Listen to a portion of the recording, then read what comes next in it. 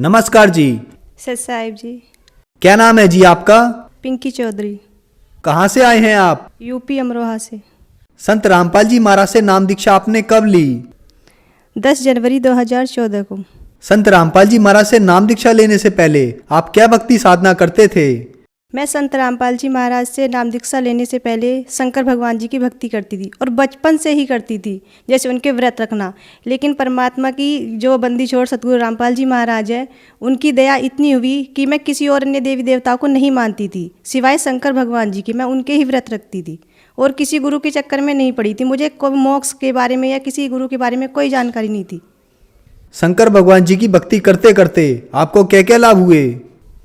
लाभ पहले तो कुछ नहीं पता था कि इनसे ये लाभ भी दे सकते हैं या नहीं दे सकते, लेकिन मुझे कोई लाभ नहीं हुआ है। जो मेरी मम्मी पापा थे, मेरे पापा जी बहुत ड्रिंक करते थे, मम्मी इतनी बीमार रहती थी, बहुत ज़्यादा बीमार रहती थी, लेकिन उनसे कोई लाभ नहीं हुए। मैं यही सोचती थी, हे शंकर भगवान जी मेरे पापा की ड्रिंक छुटवा दो, हमारी आर्थिक स्थिति सही हो जाएगी, लेकिन कोई लाभ नहीं हुआ मुझे। संत रामपाल जी महाराज के बारे में जानकारी आपको कहाँ से मिली?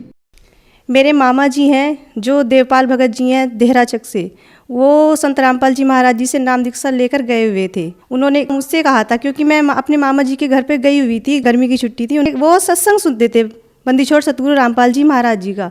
तो जब वो सत्संग सुनते थे, हम सीरियल देखते थे, हम बोलते थे कि भैया आप क्या देखते हो, ये हमें अपने सीरियल देखने दो, ये तो रोज़ ऐसे ही दिखाते हैं, एक ही पुस्तक को खोल के बार बार दिखाते हैं, पता नहीं आप क्या देखते हो। तो वो कहते थे पागल तेरी समझ में नहीं आएगा, जब जिस दिन तू नाम लेगी ना, तुझे ज्ञान होगा, तब देखना तू भी रोए करेगी। तो मैंने बोला नहीं नहीं ऐसी कोई बात नहीं है। तो फिर अगले दिन उसने कहा एक काम करते हैं कि हम जो बुआ जी को लेकर चलते हैं, क्योंकि मम्मी बहुत बीमार रहती थी और बुआ जी ठीक हो जाएंगी। मैं बोला भैया एक काम करो, तुसी जो है ना मम्मी नू लेके नहीं जाओ, पापा जी नू लेके जाओ, क्योंकि पापा जी हमारे ड्रिंक करते थे और अगर पापा जी शराब पीनी छोड़ देंगे ना तो हमारा सारी फैमिली अच्छी हो जाएगी।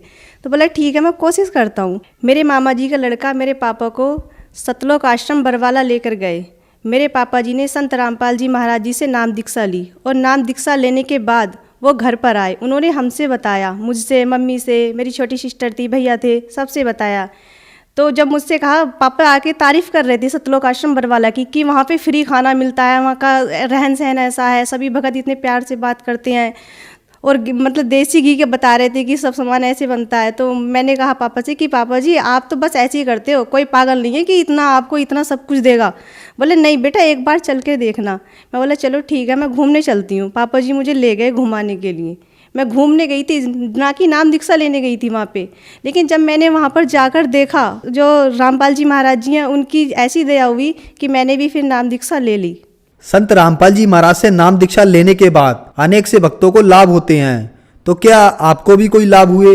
जी हाँ, संत रामपाल जी महाराज जी से नाम दीक्षा लेने के बाद मुझे सबसे पहला लाभ, जो मानव जीवन का मूल कार्य होता है, यानी कि जिसे मोक्ष कहते हैं, 84 लाख योनियों से जो पीछा छूटता है, मुझे मोक्ष मिलने की सही विधि, सही भक्ति विधि मुझे प्राप्त हुई। और जैसे शारीरिक लाभ होते हैं, मेरे पित्त की जो थैली होती है, गुर्दे में पथरी होना तो आम बात होती है, लेकिन मेरी पित्त की थैली में पथरी थी और 6 9 mm की इतनी पथरी थी और मेरे इतना दर्द होता था, इतना दर्द होता है कि डॉक्टर कैप्सूल भी देते थे और मेरे इंजेक्शन भी लगाते थे, तब जाकर मुझे थोड़ी शांति मिलती थी। लेकिन मुझे कोई लाभ नहीं हो रहा था। सबने ये बोल दिया था कि ऑपरेशन होगा इसका, तभी इसके पित्त की थैली पथरी की निकलेंगी।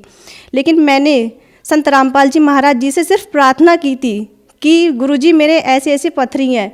तो संत रामपाल जी महाराज जी ने कि मात्र आशीर्वाद से ही मेरी वो पथरी, आज 3 साल हो चुके हैं, मेरे ना ही कोई दर्द है ना कोई पथरी है, बिल्कुल कुछ भी नहीं है।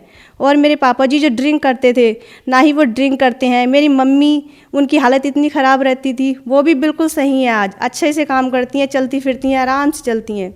और मेरी नानी जी हैं, मेरी नानी जी को शुगर की बीमारी, गठिया बाई, मेरी नानी जी की टांगों में भी इन्फेक्शन था, वो चल नहीं पाती थी। उनके लिए एक स्टिक बनी हुई थी, डॉक्टर ने दे दी थी, वो उनसे ही चलती थी और हम पकड़ पकड़ के लेके जाते थे उन्हें।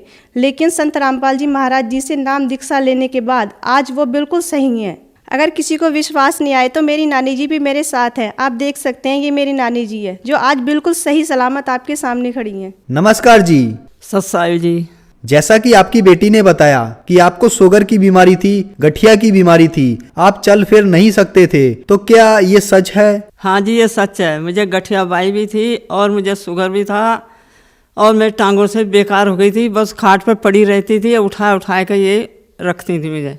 आज मैं बिल्कुल सही हूँ, सिर्फ सतगुरु रामपाल जी महाराज के आशीर्वाद से ही सही हुए, उनसे प्रार्थना लगाई थी। संत रामपाल जी महाराज से नाम दीक्षा लेने के बाद आपको बहुत लाभ प्राप्त हुए। आप भगत समाज को क्या संदेश देना चाहेंगे? जी, मैं भगत समाज से हाथ जोड़कर प्रार्थना करना चाहती हूँ कि जो आप दर दर की ठोकरें खाते हैं, कोई शिव जी की भक्ति करता है, कोई किसी और की भक्ति करता है, तो आइए और संत रामपाल जी महाराज जो हरियाणा में बैठे हुए हैं, जैसे हमारे परमात्मा कहते हैं कि पूरा पश्चिम उत्तर दक्षिण फिरदा दाने दाने नू सर्वकला सतगुरु साहिब दी हरियाणे हरियाणे नू। तो परमात्मा हरियाणे में आए हुए हैं, उन्हें पहचानो। क्योंकि आज जो शिक्षित समाज है, पहले तो ये धर्मगुरु हमारा बेवकूफ़ बनाते थे, हमारे जो दादा परदाता हैं वो पढ़े लिखे नहीं थे, लेकिन समाज तो शिक्षित है।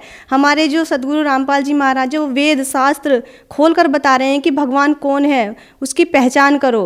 और सभी शास्त्र यही बताते हैं कि जो कबीर साहब है वो पूर्ण परमात्मा है। हमारी गीता जी प्रमाण के साथ बता रही है कि जो कबीर साहब है वो ही पूर्ण रूप से पूर्ण भगवान है, पूर्ण ब्रह्म वही है। सभी से मैं हाथ जोड़कर प्रार्थना करना चाहती हूँ कि संत रामपाल जी की शरण में आओ और उनसे नाम दीक्षा लेकर अपना कल्याण करवाओ। धन्यवाद जी। सत साहेब जी।